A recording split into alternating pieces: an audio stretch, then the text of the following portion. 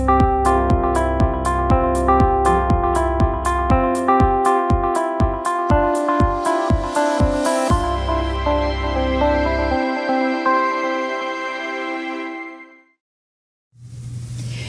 Dr. Carmen Morrison. I am a psychologist and brain coach and co-founder of Ally.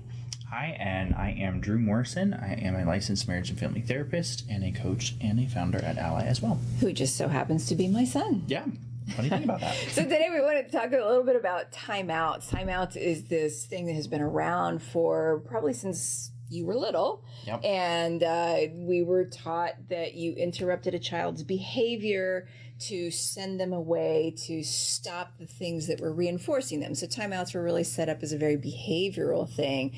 The problem is that we know so much more now about a child's brain, our brains, how that develops, how that works. And the old kind of a way of doing timeouts really does not work very well with our children's brains. Right. So you want to talk a little bit about why traditional timeouts, how they don't work with the way our brains actually are designed to work? Sure. Well, I think one of the things that I always think about, even just like, I don't even just be logically, when thinking about the scenario of what would happen in the need to put a child in timeout, right? So like they've done something bad or they need a behavior corrected, right? And you're saying, oh, well, okay, you're going to go into timeout now.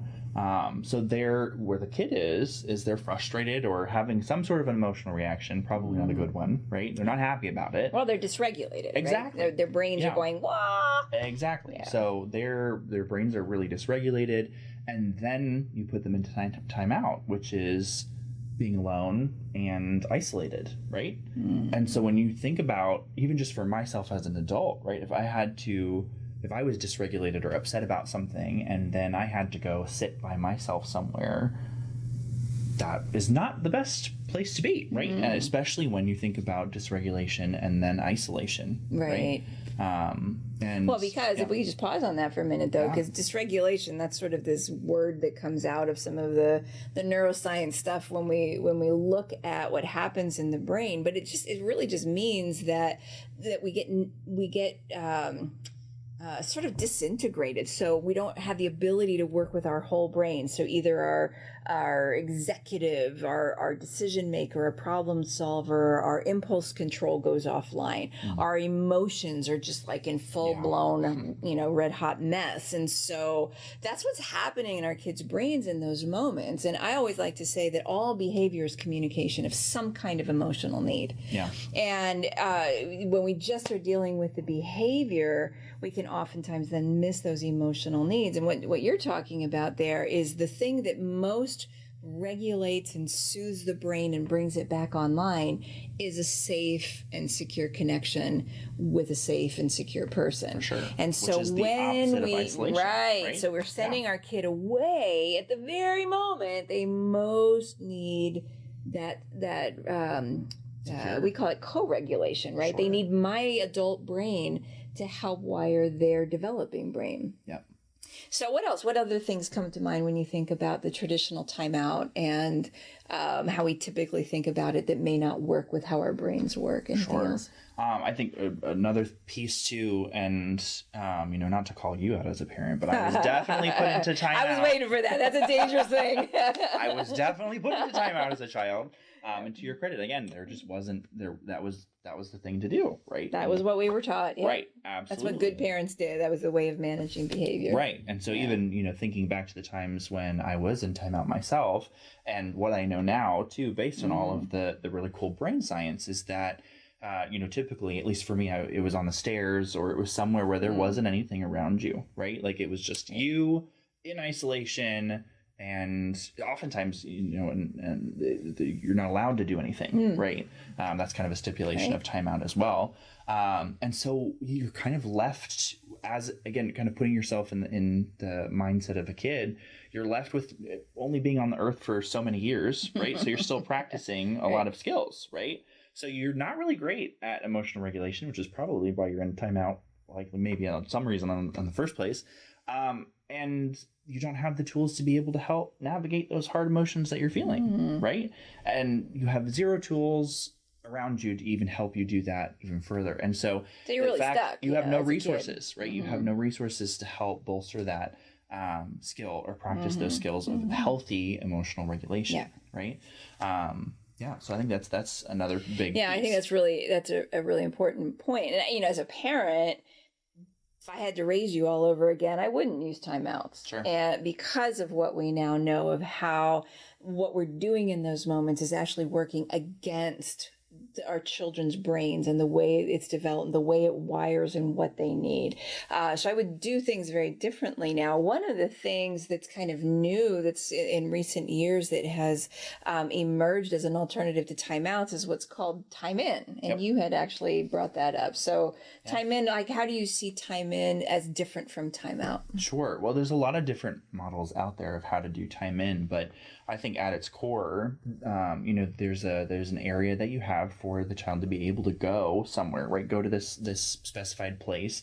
Typically, it's like in their room or a corner somewhere, and to have tools. Kind of what I was mentioning before is aren't any tools for kids in traditional timeout, but in time in you have really clear tools and regulation skills to be able to practice in their, sometimes people call it like a calming corner or time. Or you can even come up with a fun name for sure. with your kid. I always love to involve our kids in development of something like that so that they have ownership of that it becomes theirs. So if they name that space, that gives it even more power and more punch. Yep. So one of the things we want to do in time in is to provide the child what they need in order to be able to regulate, soothe their brains, get back to who they are so that they can make different choices. Right. So some of the things that we want to think about are sensory. What are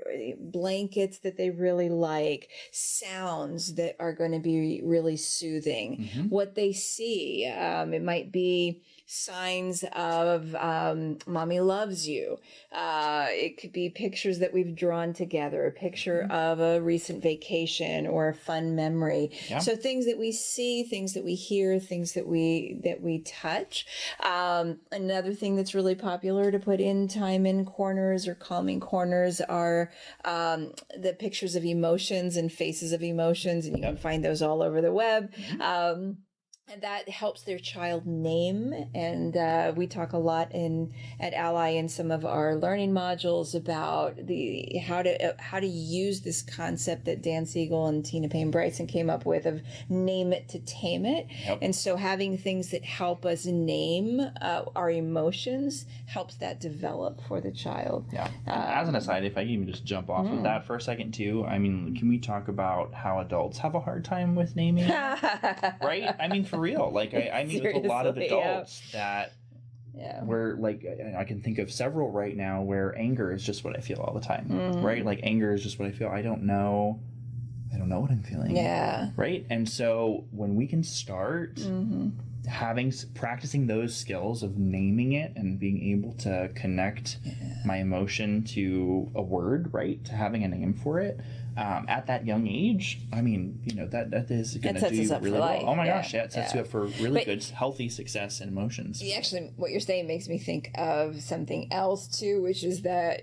for parents, if we have a hard time, right, if the only thing I can name is anger or frustration with my kid, then guess what my kid's going to see a lot of is just that one emotion. Yeah. So if this is something that we struggle with as parents, we can even make this something we do with our child, that we both do that practice. We both go to a calming corner.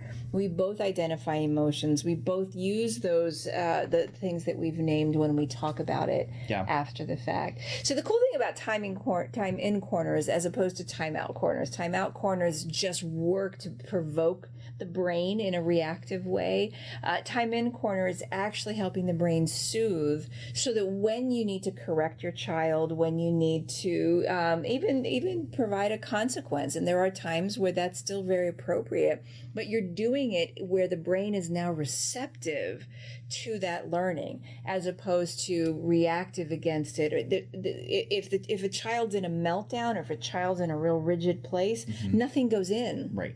So everything that we're trying to do just sort of bounces off, right. And then we end up more frustrated. For sure. Well, because I think about how many times parents have come in or have talked to us, and I think I've even had parents take videos of interactions with their kids before that I've seen, and hearing the language that they use are very logical or very very process oriented, right? And if our kid's dysregulated, right, it's not nothing gonna goes work, in, right? Nothing for sure. goes in. And that's one of those places we end up feeling really stuck as parents. Our kid is stuck, but then we're stuck as parents because we're trying and trying. We care about our kid. We see that they have a need, and then we just don't know what to do, and then we get triggered and everything goes off the charts. So we'll talk in another video about how we as parents can regulate ourselves so that we can help our children do the same thing.